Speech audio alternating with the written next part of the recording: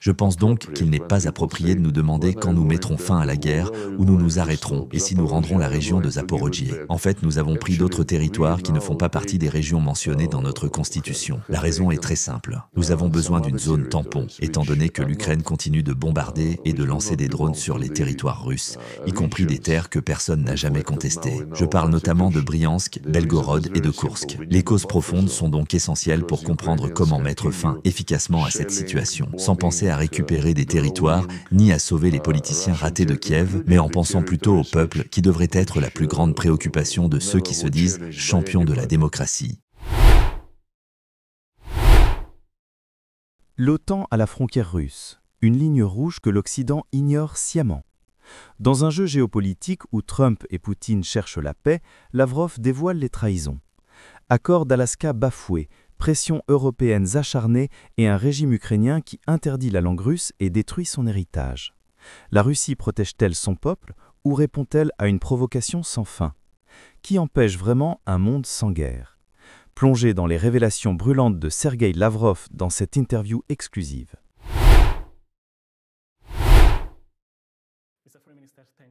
Si les négociations échouent, quand la Russie dira-t-elle « Nous avons atteint nos objectifs et nous mettons fin à la guerre » Écoutez, les objectifs n'ont jamais changé. Je vous ai donné quelques exemples. Au départ, il parlait de la défaite stratégique de la Russie, pas de négociation. Et maintenant, il supplie et menace pour un cessez-le-feu immédiat sans conditions préalables, parce que l'Ukraine manque d'armes et qu'il faut réapprovisionner les stocks d'armes pour l'Ukraine. Ou bien il parle d'une paix durable à long terme, comme le président Trump l'a dit après l'Alaska. Maintenant, les Européens tentent de dominer l'agenda avec leur rhétorique sur le cessez-le-feu. Ils zigzaguent en fonction de ce qui se passe sur la ligne de front. Nous sommes convaincus que pour sauver les gens du régime néo-nazi, les gens qui ont toujours fait partie de la culture russe, qui parlaient la langue russe, qui enseignaient à leurs enfants en russe, qui regardaient des films russes, qui s'informaient via les médias russes, la culture, les théâtres, etc. Et quand tout cela a été interdit par la législation. La Constitution de l'Ukraine stipule toujours que l'État ukrainien garantit les droits des minorités nationales. La minorité russe est mentionnée séparément, ainsi que les autres minorités nationales en matière d'éducation, etc. Et quand tout cela a été annulé par la loi, et qu'ils ont commencé à annuler cela en 2017, bien avant le début de l'opération spéciale.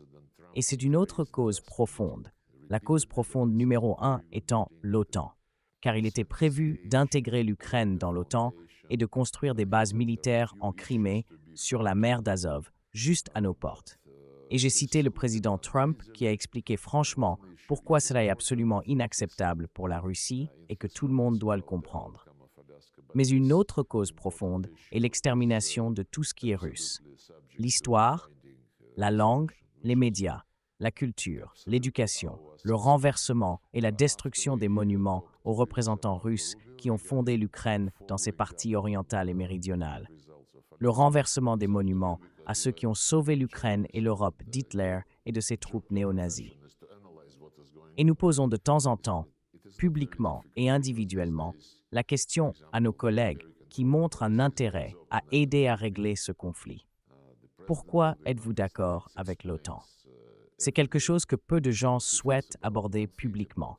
Mais les droits humains, c'est dans la Charte des Nations Unies qui dit que tout le monde doit garantir les droits humains indépendamment de la race, du genre, de la langue ou de la religion. La langue, comme je l'ai dit, a été totalement interdite par la loi. En pratique, les gens utilisent encore la langue russe parce que c'est leur langue maternelle. L'Église orthodoxe canonique ukrainienne a également été interdite par la loi. Et pourtant, les gens ne demandent que « Quand allez-vous mettre fin à la guerre? Quand allez-vous avoir un cessez-le-feu » C'est pas honnête, si je puis me permettre. Une discussion honnête serait de dire aux Ukrainiens, avant toute chose, restaurez les droits linguistiques des minorités nationales, restaurez tous les droits des minorités nationales, parce que votre Constitution le stipule. Et en violation de la Constitution, Vous avez adopté tant de lois, y compris d'ailleurs une législation qui discrimine la minorité nationale hongroise dans l'ouest de l'Ukraine. Bien que les Ukrainiens essaient d'être très spécifiques en discriminant la langue russe tout en faisant quelques concessions pour les langues de l'Union européenne, il n'existe aucune convention internationale qui dit que certaines langues sont plus importantes que d'autres. C'est comme Orwell, vous savez, tous les animaux sont égaux, mais certains sont plus égaux que d'autres. J'en ai discuté à plusieurs reprises avec Péter Szijjártó, et il m'a assuré que lorsque la Hongrie se bat politiquement, diplomatiquement pour les droits des minorités nationales, la Hongrie parle de toutes les minorités nationales, comme l'exigent les conventions internationales et la Charte des Nations Unies.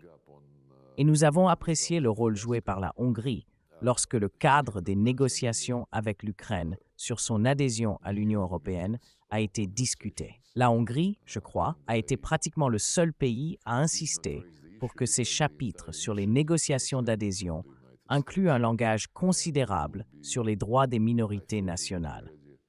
Et il est formulé non seulement pour les langues de l'Union européenne, mais pour toutes les langues et toutes les minorités nationales. Nous apprécions que la Hongrie ait été fondamentalement le seul pays à avoir obtenu cela. C'est une autre affaire que personne à Bruxelles ne veuille se souvenir de cet accord, de ce consensus. Et lorsque divers représentants, y compris la Commission sur l'élargissement, Madame Courceau, si je comprends bien, disent « non, non, non, l'Ukraine est pleinement prête à entamer les négociations d'adhésion. Pour que l'Ukraine soit prête, elle doit d'abord annuler ce qu'elle a fait en violation de sa constitution et de nombreuses conventions. » Donc c'est pas approprié. Je pense quand les gens disent « quand allez-vous mettre fin à la guerre? Où allez-vous vous arrêter? Zaporizhia, allez-vous la rendre? » En fait, nous avons maintenant pris d'autres territoires qui ne font pas partie des régions actuellement reflétées dans notre Constitution. La raison est très simple. Nous avons besoin d'une zone tampon parce que les Ukrainiens continuent de bombarder, d'attaquer avec des drones, des territoires russes, y compris des territoires qui n'ont jamais été contestés par personne, comme Bryansk, Koursk. Donc, les causes profondes, c'est ce qui doit être la clé pour comprendre comment aider à mettre fin à cette situation efficacement, en pensant non pas à reprendre des territoires, non pas à sauver des perdants politiques qui dirigent à Kiev, mais en pensant aux gens qui devraient être la préoccupation principale de ceux qui se disent champions de la démocratie.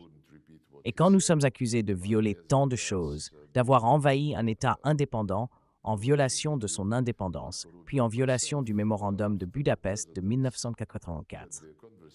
D'abord, nous avons reconnu l'Ukraine sur la base de sa propre déclaration d'indépendance et de sa constitution.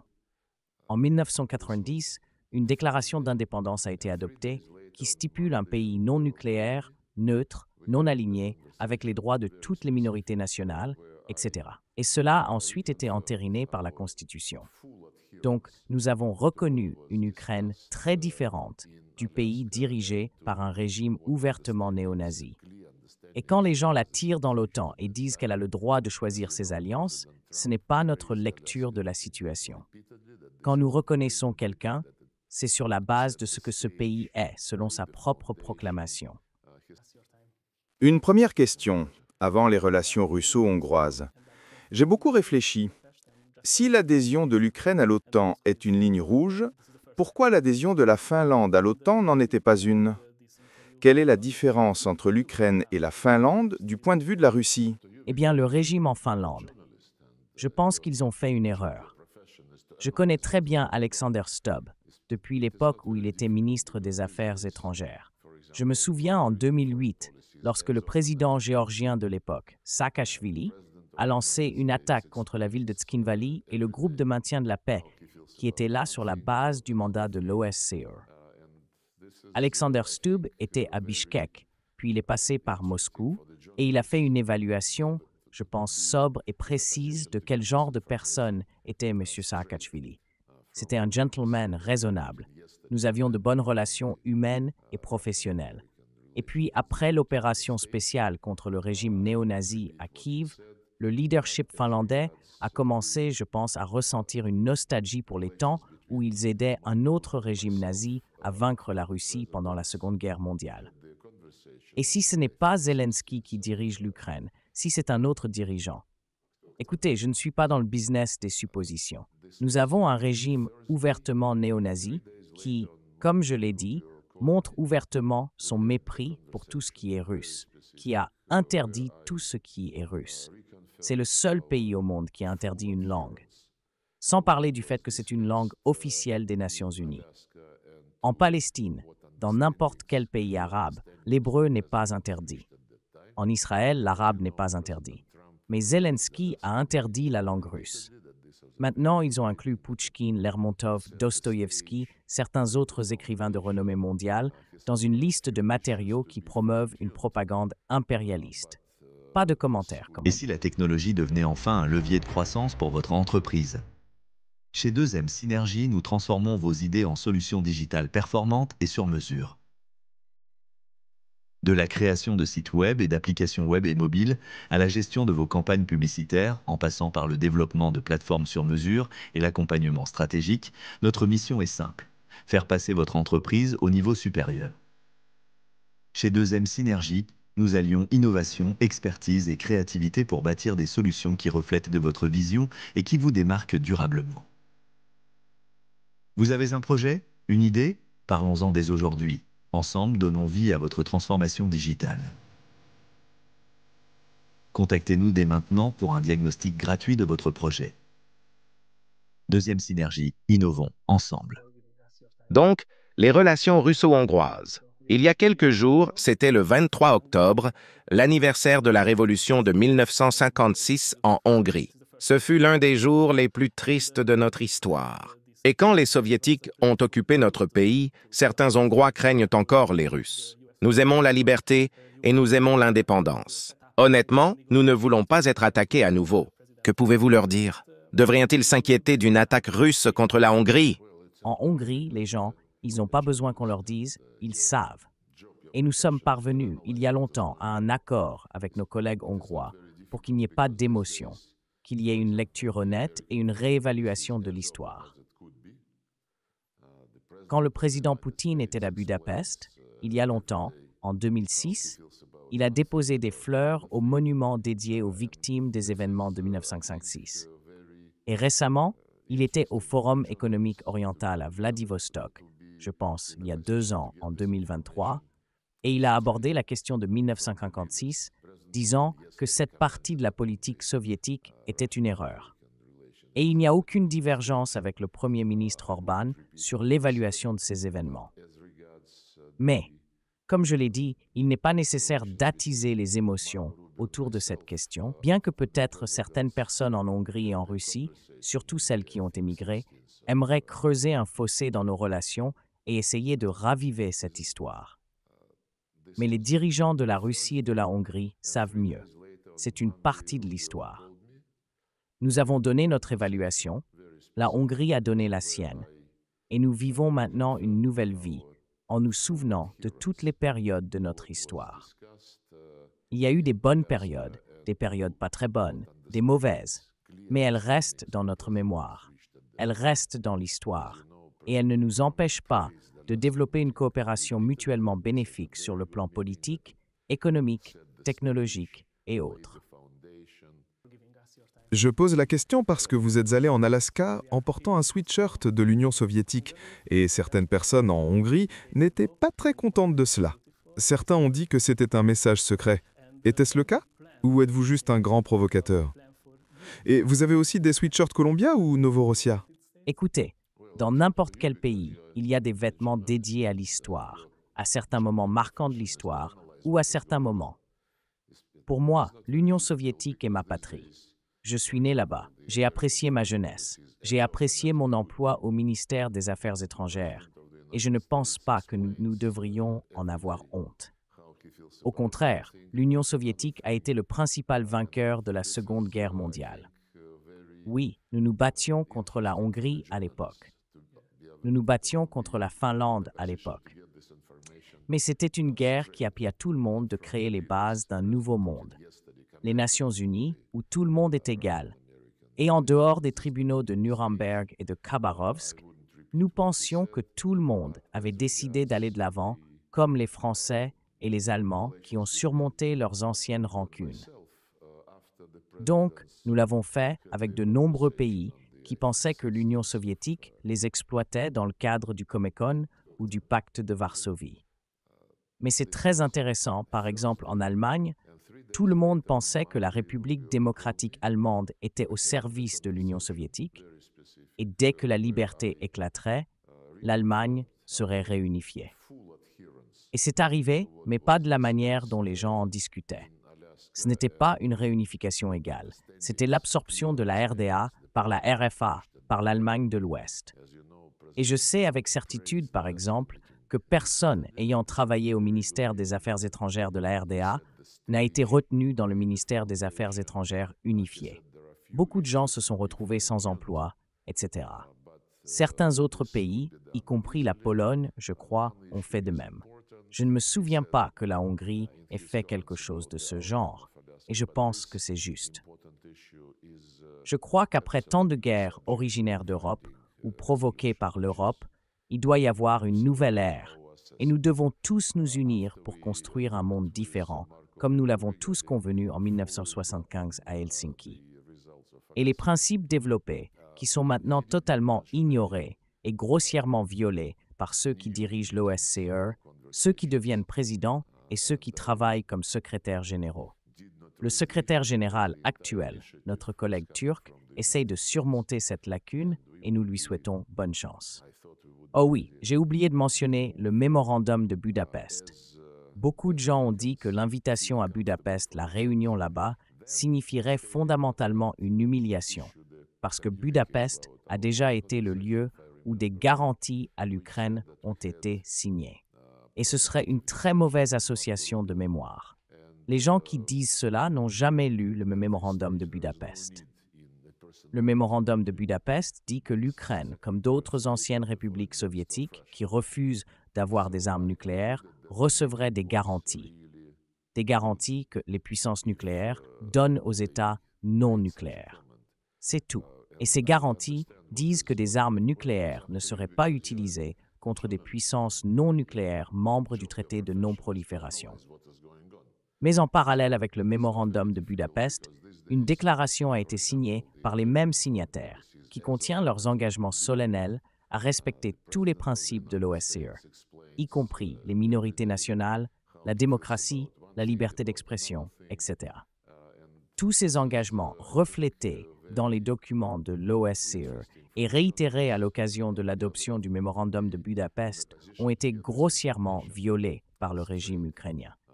Donc, nous ne pensons pas que nous violons en quelque manière que ce soit ce document qui a joué un rôle très important à cette époque. Donc, dernière question rapide. Pouvons-nous attendre votre visite à Budapest bientôt, vous, le président Poutine, ou peut-être le président Trump ? S'il y a des pourparlers, pourrait-il avoir lieu à Budapest ? Parce que nous avons beaucoup de superbes t-shirts et sweatshirts, certains montrent même nos anciennes frontières. Mais c'est un sujet compliqué, et nous avons très peu de temps. Mais pouvons-nous attendre votre visite à Budapest ? Je n'ai pas été invité. Le président Trump a suggéré au président Poutine de se rencontrer à Budapest. Le président Poutine a dit « Oui, commençons le travail préparatoire ». Nous avons eu une bonne conversation avec Marco Rubio. L'initiative venait des États-Unis.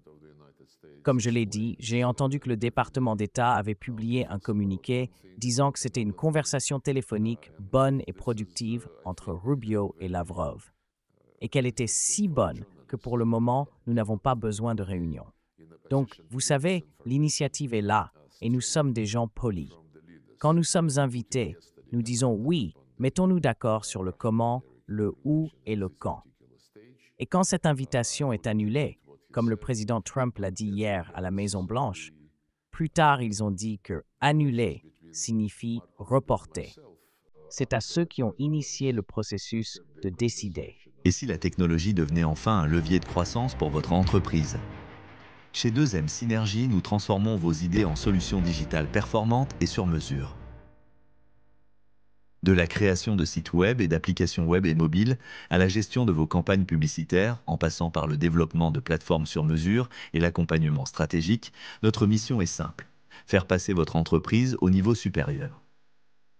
Chez 2M Synergie, Nous allions innovation, expertise et créativité pour bâtir des solutions qui reflètent de votre vision et qui vous démarquent durablement. Vous avez un projet? Une idée? Parlons-en dès aujourd'hui. Ensemble, donnons vie à votre transformation digitale. Contactez-nous dès maintenant pour un diagnostic gratuit de votre projet. Deuxième synergie, innovons ensemble.